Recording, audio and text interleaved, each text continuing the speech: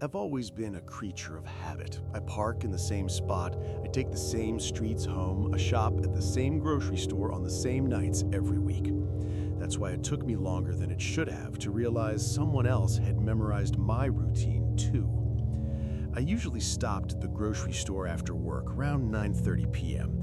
It was quiet at that hour, which I preferred. Fewer people, less noise, just enough time to grab what I needed and get home. The first time I noticed him, I didn't think much of it.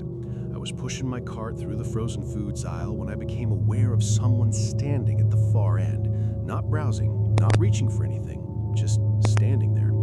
He was tall, wearing a dark jacket, hands in his pockets. His face was partially hidden by the freezer doors and the poor lighting. When I glanced away and looked back, he was gone. I brushed it off. The second time was a few days later. Same store, same time. This time I noticed him in the parking lot. He stood near the edge where the lights didn't fully reach, facing the store entrance. I remember thinking he looked like he was waiting for someone. When I walked past him toward my car, he didn't move. He didn't look at his phone. He didn't even turn his head. He just stood there. I didn't realize until I was halfway home that my hands were shaking on the steering wheel. After that, things became harder to ignore.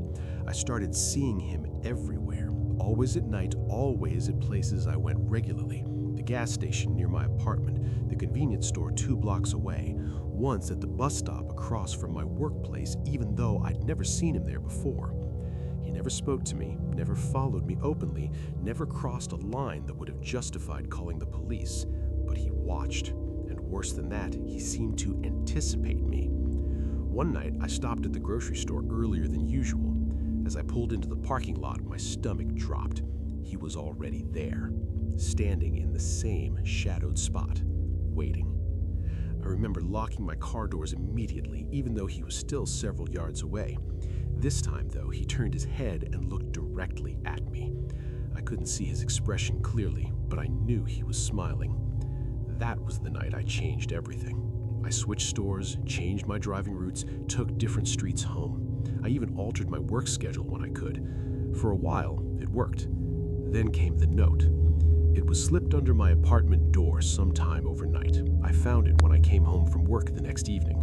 A single sheet of paper, no envelope, no handwriting I recognized.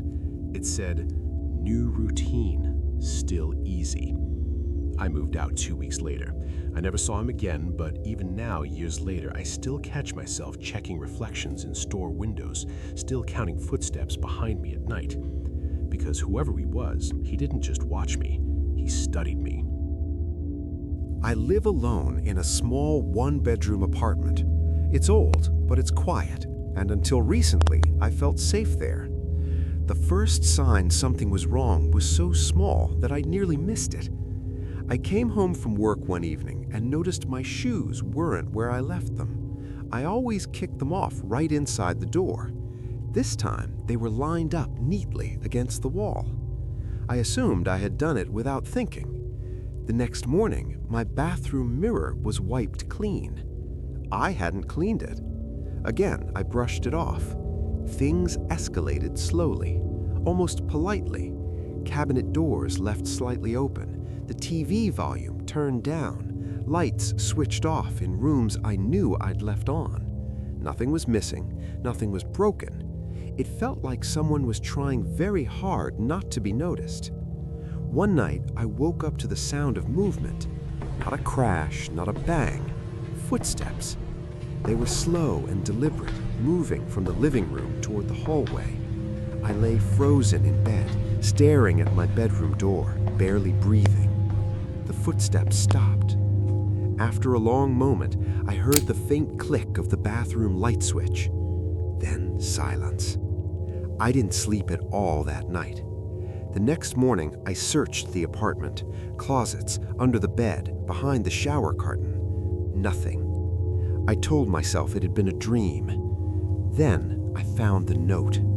It was on my kitchen counter, written on a scrap of paper torn from one of my own notebooks. I didn't want to wake you. That was when I called the police. They searched the apartment and found no signs of forced entry, no fingerprints, no evidence anyone had been there. They suggested I change my locks anyway. I did. For 3 days, everything was normal. On the 4th night, I came home to find my apartment door locked, just like I'd left it.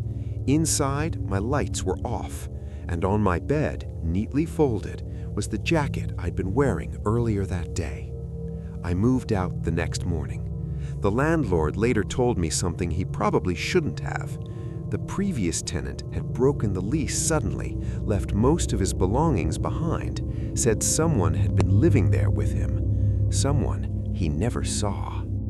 I used to run the same trail every evening. It was a wooded path just outside my neighborhood. Quiet, isolated, perfect for clearing my head after work. I'd been running it for years without incident. The first time I noticed him, he was standing off the trail, partially hidden behind the trees. He wasn't dressed for exercise. No running shoes, no water bottle, just jeans and a dark hoodie. I slowed down, unsure if he needed help. He didn't speak, didn't move.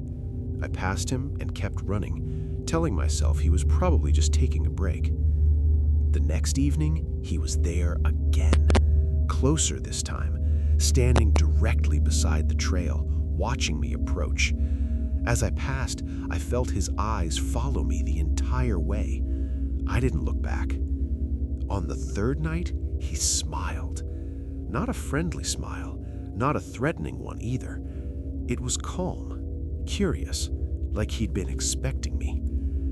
That was the last time I ran that trail. A week later, I heard tapping on my bedroom window, slow, patient. When I pulled back the curtain, my heart nearly stopped. He was standing in my yard, staring up at me, the same calm expression, the same smile, as if following me home had been the most natural thing in the world. I called the police immediately. By the time they arrived, he was gone. They searched the area but found nothing. Before leaving, one officer asked me a question that still haunts me. "Are you sure you only ever saw him on the trail?" I haven't gone running since, and sometimes, late at night, I swear I hear footsteps outside my window, moving at the same steady pace I used to run. I don't answer unknown numbers anymore. I learned that lesson the hard way. The first call came while I was driving home from work. My phone buzzed in the cup holder, lighting up with a number I didn't recognize. No caller ID, no location. I let it ring. A few minutes later, it buzzed again, same number. Against my better judgment, I answered. There was no greeting, no background noise, just breathing. Slow, steady, deliberate. I hung up immediately. I told myself it was a prank or a robocall, something meaningless. 10 minutes later, my phone buzzed again. This time, a text message. Red light, 3rd car back. My heart started pounding. I was stopped at a red light on a 4-lane road surrounded by traffic. I checked my mirrors, counted the cars behind me. 3rd car back. I drove the rest of the way home without answering another call. That night, the calls continued, always silent, always from the same number. The next day, I blocked it. A new number called me instead. I stopped answering altogether. The messages kept coming. You take the stairs at work. You don't lock your car in the parking garage. Your bedroom window faces the alley. Each one was accurate. Each one arrived minutes after the action it described. I went to the police. They told me the number was untraceable, likely spoofed. They advised me to change my routine and be cautious, so I did. I took different routes home, parked in different places, altered my schedule. For a few days, the messages stopped. Then I received one while I was sitting alone in my living room. Lights off tonight. I hadn't told anyone I was home. I checked my phone's call log. No missed calls, no open apps, just that message. I unplugged my phone and went to bed. At 2:17 a.m., my landline rang. I hadn't given that number to anyone. I stared at the phone until it stopped. The next morning, there was a voicemail. No breathing this time, no silence, just a calm voice speaking softly. you move slower when you're scared. I changed my number, disconnected the landline, moved apartments within the month. I never received another call. But every so often, when I stop at a red light, I feel the urge to count the cars behind me, and I never turn my lights off until I'm sure I'm alone.